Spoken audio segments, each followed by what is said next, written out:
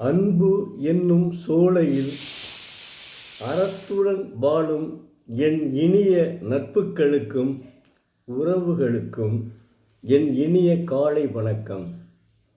இன்று ஒரு குறள், அதிகாரம் 96, குடிமை, குறள் எண் 952. ஒழுக்கமும் வாய்மையும் நாணும் இம்மூன்றும் இழுக்கார் குடிப்பிறந்தார்.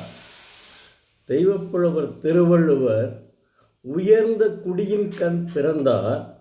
தமக்குரிய ஒழுக்கம், மெய்மை, நாணம் எனப்பட இம்மூன்றான் கண்ணும் கல்வியான் அன்றி தாமாகவே வழுவார் என்கிறார்.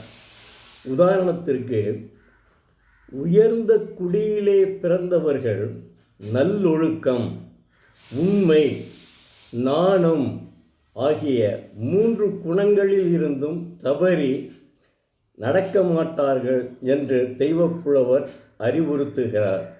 இதிலிருந்து உயர்ந்த குடியில் பிறந்தவர்கள் நல்லவர்களாகவே இருப்பார்கள் என்ற உண்மையை உணர முடிகிறது.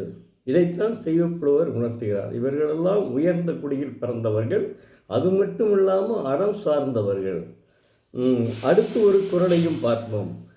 புகழ், அதிகாரம் 24, குறள் 236.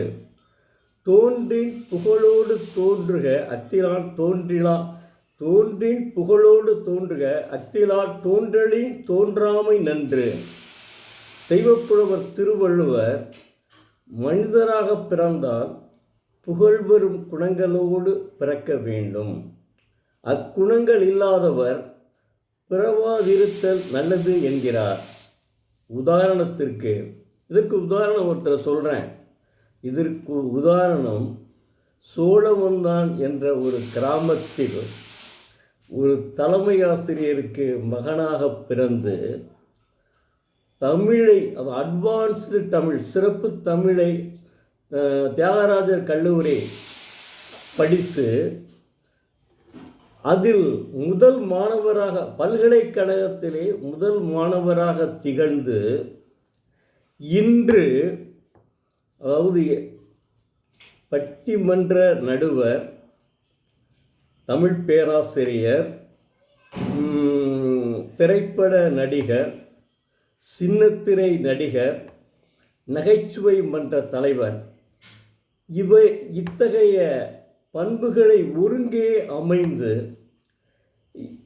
வாழ்ந்து வருகிறார் என்றால் அவர்தான் மரியாதைக்குரிய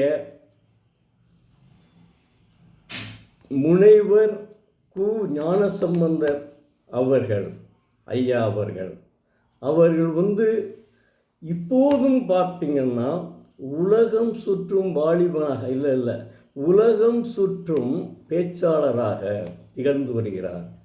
அவர்கிட்ட அப்பாயின்மெண்ட்டே வாங்க முடியாதுங்க, அந்த அளவுக்கு சுறுசுறுப்புடன் வாழ்ந்து வருகிறார். காரணம், அவர் தன்னுள் அதாவது தன்னுடைய அப்பா இந்த அளவுக்கு இருந்தார், நாம் அதைவிட மேலே இருக்க வேண்டும் என்ற ஒரு வைராக்கியம். அப்படி இருக்க வேண்டும். அவங்க தான் மனிதன், அறம் சார்ந்து வாழ்கிறார். அது மட்டும் இல்லை, அவர் வாழ்க்கையும் அறம் சார்ந்து வாழ்கிறார். அதாவது இந்த குறளுக்கு எடுத்துக்காட்டாகவும் வாழ்கிறார். என்ன குறளுக்கு? தோன்றில் புகழோடு தோன்றுக அத்திலார் தோன்றிலா தோன்றாமை நன்று, தோன்றினே தோன்றாமை நன்று. இந்த குறளுக்கு எடுத்துக்காட்டாகவும் வாழ்கிறார். அது மட்டும் இல்லாமல் அவருடைய, நான் பார்த்ததிலிருந்து சொல்கிறேன், அவர் உண்மையாக எப்படி படைனா அது தெரியாது, என்னுடைய பார்வையில் அவர் அழுக்காறு, அவா, வெகுளி, இன்னாச்சொல் இத்தகைய 4 குற்றங்களையும் தவிர்த்து அறம் சார்ந்து வாழ்கிறார். எப்படி, எத்தகைய மனிதன் பாருங்க. ஒரு மனிதன் தாங்க. ஆனால் இன்னைக்கு ஏன் நான் அவரை இப்படி சொல்கிறேன்னா, திருக்குறளை ஒரு 6 தடவையாவது அவருடைய யூடியூப்பை கேட்டோம்னா திருக்குறளை ஒரு 6 தடவையாவது குறைஞ்சது சொல்லுவாருங்க. மினிமம் 5 குறளாவது இருக்கும். ஆனால் அவர் திருக்குறளை நேசிக்கிறவர். திருக்குறள் முனுசாமி மாதிரி அவரும் திருக்குறளை நேசிக்கும் ஒரு மனிதர். அதனால்தான் அவர் சொல்லுவேன், அது இது உண்மை. நன்றி. மீண்டும் நாளை பார்ப்போம்.